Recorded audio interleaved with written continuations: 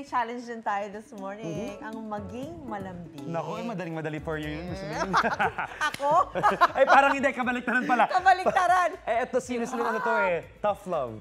Pero naku, panalo na dyan ang mga Ilonggo. Ang lambing kasi nila magsalita. Naku, may experience ako sa isang Ilonggo. Diba? Ay, naku, nabanggit ko ang sa'yo. lambing. Ang lambing, Sobrang lambing. Tsaka yung the way they speak it, yung lingwa, ay, naku, ang lambing-lambing talaga. Masarap sa tenga, di ba? Kaya itong sasampulan tayo ni Ate Sue.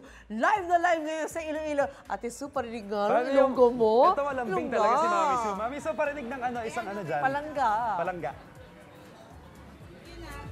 Maayong aga sa inyong tanan, mga kapuso. Balik po tayo dito sa Lapas Market. Yaman namin, gid magkaon sa batyoy. Aba, kay madamo nga tawong, masid na yahon.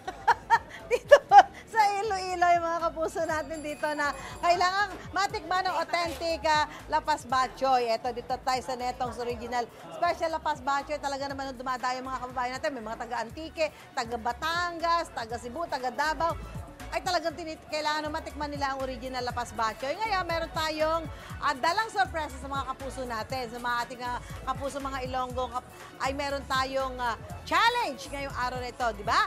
Kilala naman natin ang mga Ilonggo na malalambing magsalita. Yan.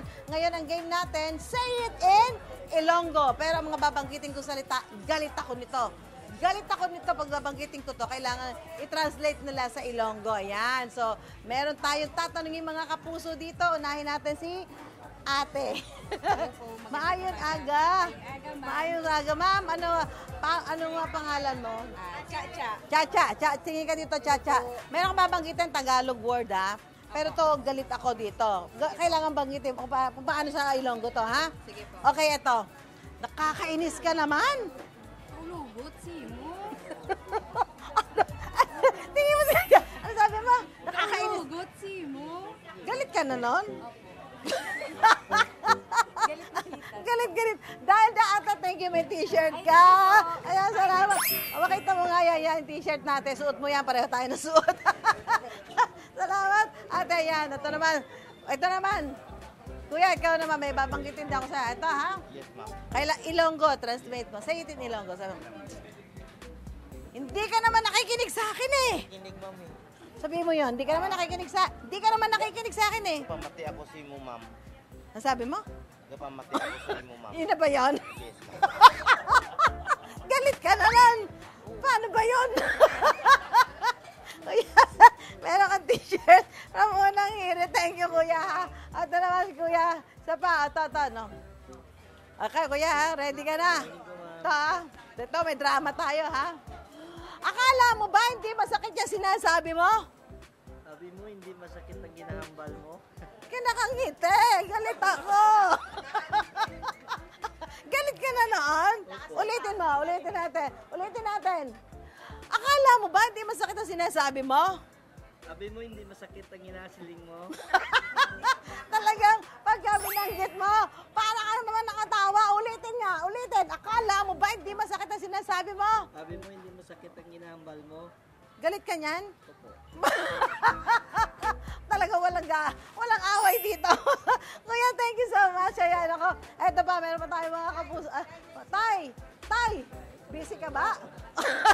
Pwede ka ba abalahin, Tay? Pwede, okay lang. Tay, ito ha. Tay, sabihin mo sa Ilonggo to ha. Anong problema mo? Ba't di ka sumasagot? Sabihin mo sa Ilonggo yun, yung sinabi ko. Anong problema mo? Bakit di ka sumasagot? Wala naman akong problema. Wala. Wala kang problema? Wala naman. Bakit di ka sumasagot? Hindi ko alam eh. Ganun ba? Galit. Talagang translate. Ayan, ano problema mo? Bakit di ka sumasagot? Ilonggo. Sabihin niyo sa Ilonggo. Ano, Ragi? Problema mo? Problema. Bakit di ka sumasagot? Wala. Wala. Akong problema. Wala siyang problema talaga. Wala problema. Tayo, ito. T-shirt, thank you. Thank you so much. Ayan. Nay, halika, Nay, dali ka, Nay. Ito si Nanay. Ito, naku, masarap na kape dito. Meron tayong, good morning na ito. Masarap yung t-shirt niya dito. Na, ito, habanggitin mo. Ano? Ate, ang tigas ng ulo mo. Kanina pa kita ginigising. Sabihin niyo sa Ilonggo. Okay. Katigas ang ulo mo, kainat pa ikaw ginapabugtaw. Narinig niya. Ano eh? Oh, galit ganon? No. Eh, galit na. Galit, Galit na yun? O, sige, okay.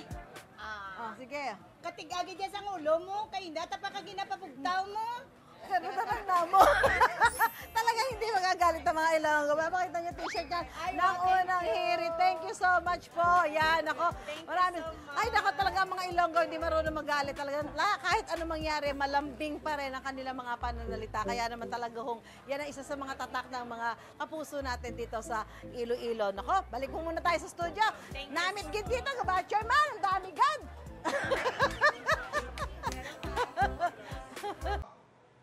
Ikaw, hindi ka pa nakasubscribe sa GMA Public Affairs YouTube channel? Bakit? Mag-subscribe ka na, dali na, para laging una ka sa mga latest kwento at balita. I-follow mo na rin ang official social media pages ng Unang Hirit. Salamat, Kapuso.